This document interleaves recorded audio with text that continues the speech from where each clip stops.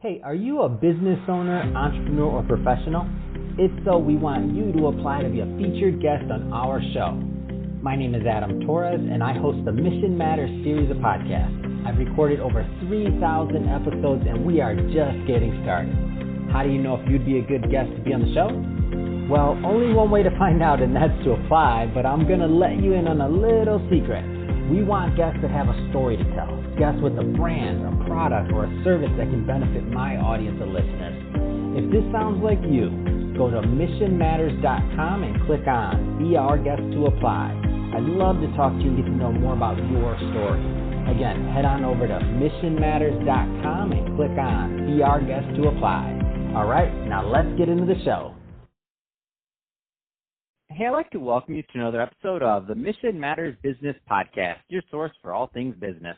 My name is Adam Torres. You can follow me on Instagram at AskAdamTorres. Keep up with my book releases, book tour schedule, signings, all that other good stuff. Always love to connect with you there. And as always, if you'd like to apply to become a co-author of one of my upcoming books, just head on over to the website, missionmatters.com, and click on Become an Author to apply. All right, so today I have Tony Zorc on the line, and he's founder and CEO over at Accounting Seed. Tony, welcome to the show. Adam, thanks so much for having me. Happy to be here. All right, so we got a lot to cover today. So we're going to talk about the art of leveling up, using balance, creativity, and discipline to improve in business and in life. And we got some announcements, too. You have a book coming out, and for all the audience that have been following me for a long time, you know there's nothing I love more than supporting other authors and helping them sell some books. So we're definitely going to support Tony, and we'll get the contact information on how to keep up with this book release. But before we do that, Tony, let's jump into Accounting Seed a little bit further. So tell us a little bit more about the company and what you do. Yeah, Accounting Seed, it was founded by myself. I'm a certified public accountant and a software architect. I started the company around 2008. And what Accounting Seed is and how it differs from other accounting technology is it's the world's first accounting platform versus almost all companies are using accounting applications today versus a platform. So a platform like ours actually is something you can build on top of and totally customize to your exact needs. And it grows and changes as your business changes, whereas an accounting app is built one way. It's only designed to work really one specific way. So as soon as you implement it, you start outgrowing it pretty much the second you implement it, and it can't really change with you. So what's been pretty amazing about us, Adam, we're powered by Salesforce.com. So we've been able to take their technology and bring it really to the back office and have the same kind of things that Salesforce did for the front office in the back office. So that's what has been game changing about it. So at the end of this, I'll give you the opportunity to leave either website or however people can learn more about Accounting Seed. But I want to make sure that the right types of individuals and organizations connect with you and your team. So what's typically a good fit? Is this only an enterprise level solution? Is this for small businesses? Is there specific niches this work better for than others? I mean, give us a little bit of feel on the product. Yeah, great question. So we started out really in the small to mid-sized business market back when we started, but I would say we're a very solid mid-market application, and we're completely horizontal. So we don't specify, aren't specific to one industry. So where we're a good fit is someone who's outgrown a small business accounting solution. Typically, when you start out the entrepreneur's journey, when they start out, you don't need really strong accounting data when you have a small company where it's just mainly yourself and maybe 5 to 8 people and maybe $1 million in revenue or so, because if you're making money because you're in business, right? And accounting is pretty much engineered. There's some good products out there that help you get your accounting out to your CPA to get your taxes filed, and you're done, because you kind of know how you're doing just looking at your bank account and looking at your schedule. You know if you're busy or not. You're in your business, right? So we're really for the company who's outgrown that. They're ready for the next level where the entrepreneur can't be in every decision and has to start really making decisions off of financial data. Also, they're doing multiple business models. And, they have, as every business grows, Adam, it grows in really two ways. It gets more complex and it gets more unique as it grows. And that's where Accounting Seed really crushes it. We can embrace all that complexity. We can embrace all your uniqueness. So we really start in companies that have grown out of that small business accounting solution, but then go up. We're getting bigger and bigger companies all the time. But we're also for any industry. It's not specific just to one vertical. Awesome. Let's go further into today's topic. So the art of leveling up using balance, creativity, and discipline to improve in business and life. I'm just throwing this out there. When I saw the show notes when we were preparing for this interview, I'm like, I wouldn't have expected this exact topic from the CEO of Accounting Seed. I'm like, the art, like balance. You're talking about balance, creativity. These are things that we don't normally. And maybe I'm stereotyping here, but maybe I don't normally think. Okay, creativity and this, that, like that's not accounting. So, dude, let's get into the topic. I mean, where do you want to start with this? Because I want to level up too. Yeah, well, so Adam, I think one of the things that accounting has this just terrible stigma of being change adverse, being non-creative. A lot of people think if you're creative, you're actually a criminal because you're cooking the books or something like that, right?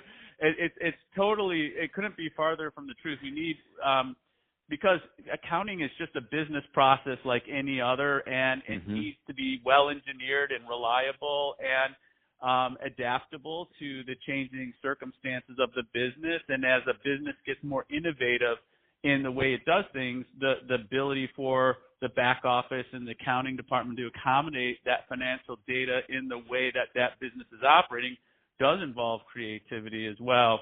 And so that's why we say that. A lot of people, like, they come to me, they're like, you're at a CPA? You don't sound like one. And some people have accused me of being an ex-accountant. But I know a lot of great accountants. They're great people. They're not necessarily maybe the most vocal, but they want to. Leveling up is all about. I think accountants do this very well in terms of you set kind of a baseline of performance, and then you improve upon that. And because when in an accounting operation in a back office, you're typically doing a repetitive type of activity. You're closing the books each month. You're repeating on that. So there's a lot of opportunity to improve on that. Much like it's very similar to a software development operation or even a marketing development operation. So accounting's kind of no different from that. So this idea of you claim to be an iconoclast. So first off, I want to get into this concept of iconoclast and what that means to you, number one, and then also how does that impact the way that a business should run? Yeah, Adam. So an iconoclast is three things. So it's someone who challenges the existing way of doing a thing.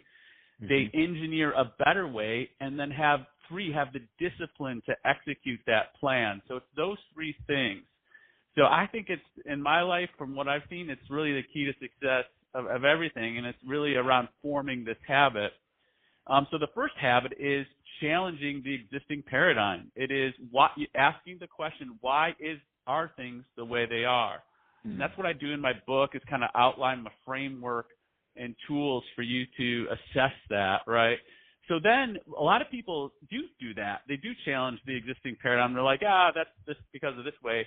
But they maybe don't engineer a better way or take the time to engineer a better way. So that's the second thing, is how can we do this better? How can we do it different? And the third is having the discipline to execute that. So a bunch of people, then they'll even engineer a better way in their mind. They're like, you know what, we shouldn't do it this way. We should do it this way, but I'm not going to bother with this, right? So the third is having the discipline to actually implement the plan that you do. And those three things make an iconoclast.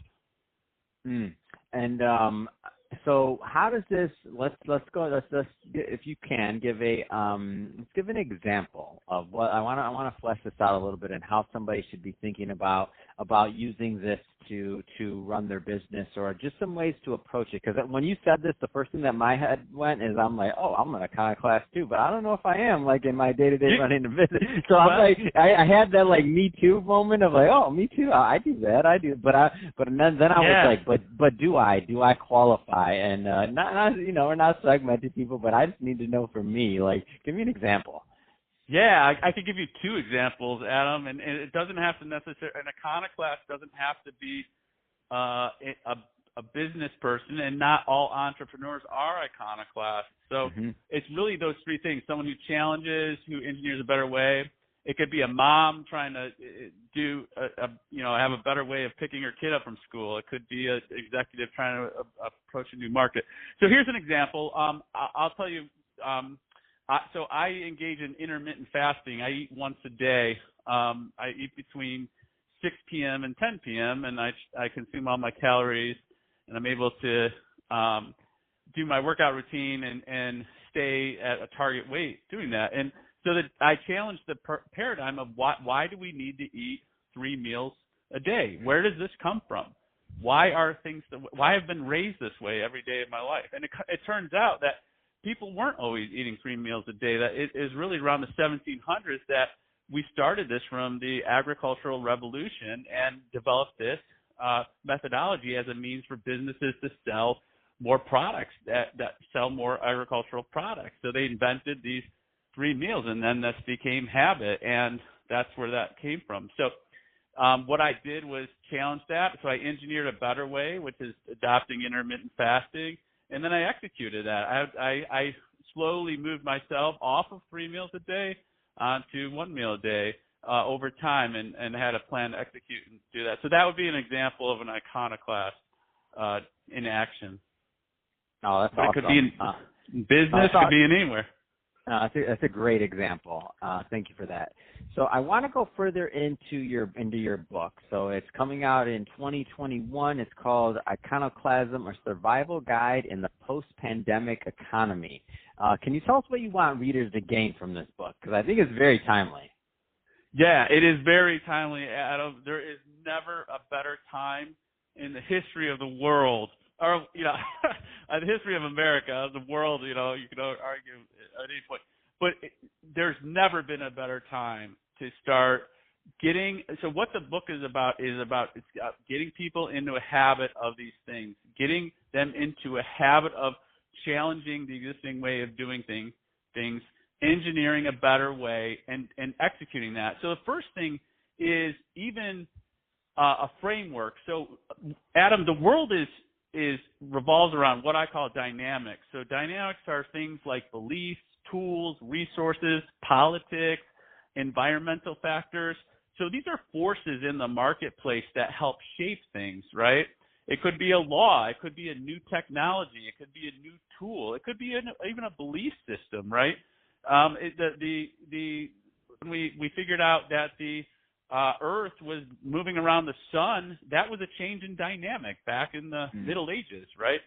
So any of these things are forces in the marketplace, and as soon as a dynamic changes, which is constantly, right? As soon as something changes, then typically there's some business model that was operating on that dynamic that is now outdated, that has an opportunistic, that you can take an opportunity to take advantage of. And that's why there's never a limit on entrepreneurship and opportunities. There's just a raging river of opportunity flowing every day, but people don't see it because they just get stuck in a habit of doing things one way, right? The way they've been always doing them. So it's breaking their mind free of that and seeing the opportunity around them, and then picking the ones you want to do, right? So that's what I do with Accounting Seed, because I was a CPA, I was an accountant, and I was so tired of all these archaic systems not working together, not adapting. And as soon as I implemented a system, it was already getting out of date while I was walking out of the door of the company, 6 weeks later. So we don't have to operate in that way anymore, and that's why I started Accounting Seed. It's awesome. So Tony, if somebody is listening to this and they want to learn more about Accounting Seed, or they want to follow the release of your book that's coming out, I mean, what's the best way for them to do that? Yeah, I have my own website, Adam. It's TonyZorc.com. It's TonyZorc.com. And on there, I've got an author page. You can go right and check out my book. It is up on pre-order on Amazon, so you could pre-order a copy, as well as our website, AccountingSeed.com. And I've got a lot of fun things at the site too. We're very big on social media as well, of course, but those 2 sites will guide you into where else you need to go. Man, this is awesome. Well, Tony, really appreciate you coming on the show. I'm gonna have to do some evaluation to see if I qualify to call myself an Iconoclast. But I do know one thing: the way you describe it and the way that I'm thinking of it as we've gone through this interview, I'm like, wow, there can be some benefits definitely there, and I'm looking at how I can apply some of these traits to my business. So I hope the audience that also benefited from this and are kind of thinking along the same ways, because I think there's some value here for sure. And if you're a first-time listener, definitely hit that subscribe button. So we definitely love you to come back. I have some more great interviews coming up. So hit that subscribe button so that you can stick with us long term. And if you're watching on our YouTube channel, Mission Matters Business, give us a subscribe there. But more importantly, on YouTube, we definitely love it if you leave us some comments on that video. Why? Because I want to reply back. Our YouTube community is active, and we like to talk to our guests. So definitely leave us some comments there. And Tony, thanks again for coming on the show. It's been awesome having you on. Adam, thanks for having me so much. It's been great. Have a great day.